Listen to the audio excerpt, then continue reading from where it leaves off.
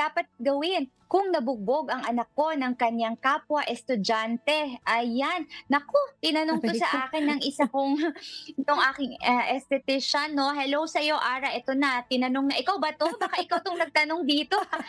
Naku, pagka gano'n 'di ba, unang-una siyempre isusuplong mo muna sa Oo. school Alam administration, mo 'di muna sa ba? Pupunta ka school, sa yes, prefect, oo. oo, pupunta mo sa school.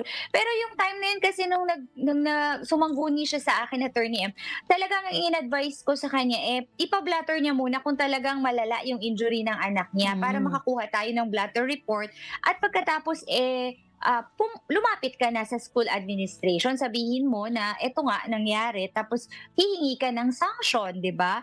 Kaya lang kapagka ganyan gusto mo ng legal redress sa iyong grievance, puwede ka actually magkaso ng, physical injuries. Kaya lang 'pag menor de edad, meron na naman tayong ibang Yun. alituntunin diyan, 'di ba? Kasi kung kunwari Mm. pareho silang menor de edad, 'di ba, Attorney M, hindi naman Mm. alam naman natin may batas tayo para sa ating mga minors, 'di ba, Attorney M? Mm. Oh, so yun nga Attorney J, depende rin sa edad nung, estudyante. Kung Mm. minor siya, maaaring exempt sa criminal liability. Pero on the civil aspect, pwede naman magkaroon ng pananagutan.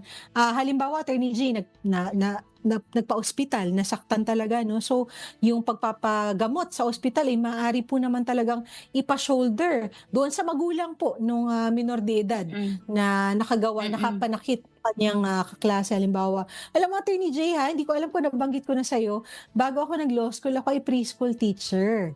So, Talaga naalala ba? ko oo. Wow, kaya So, pala naalala ko napaka-ano, kaya pala napakamalumanay mo magsalita, gano'n ba? Attorney M. Sanay na sanay ka Parang pala hindi naman sa Attorney mga J. kaya pala Oo, sa mga napaka-patient mo sa mga nursery. isip bata, yung mga isip batang adult na katulad ko. Gano'n ba? Kaya Oo, pala meron ikaw kang talaga Attorney J. init na patience para sa mga Oh, pero preschool hindi talaga hindi ba, naman Attorney M?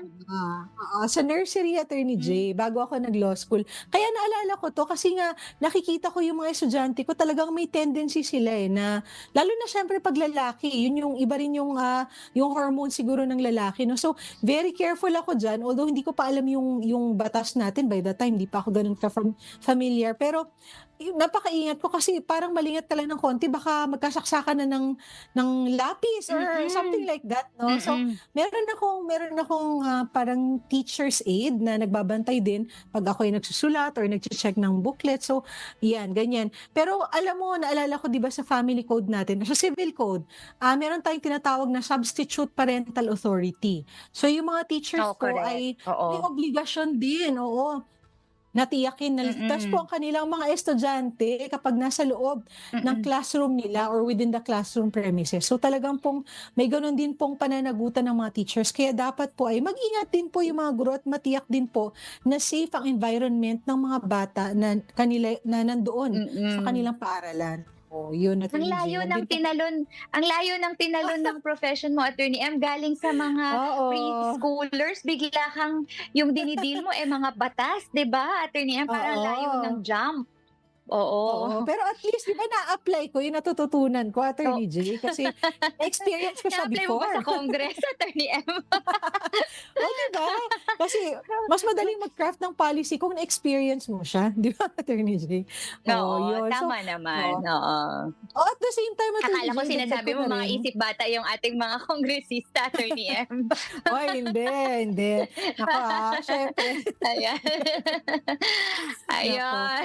Dagdag ko lang Attorney J, siyempre, maliban sa pananagutan ng teachers, yung mga schools din, 'di ba? Kailangan, Mm. pagpasok yung tinatawag natin Attorney J, 'di ba, may contract daw ang student at ang school. Once na pumasok ang estudyante sa school, natiyakin na yung school ay safe environment para sa kanila.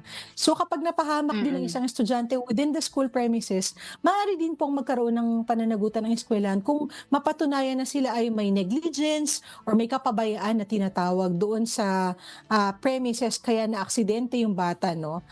So again, in that case Mm. puwedeng yung bata, yung school o yung teacher magkaroon ng pananagutan kapag may estudyante po na nasaktan within school premises.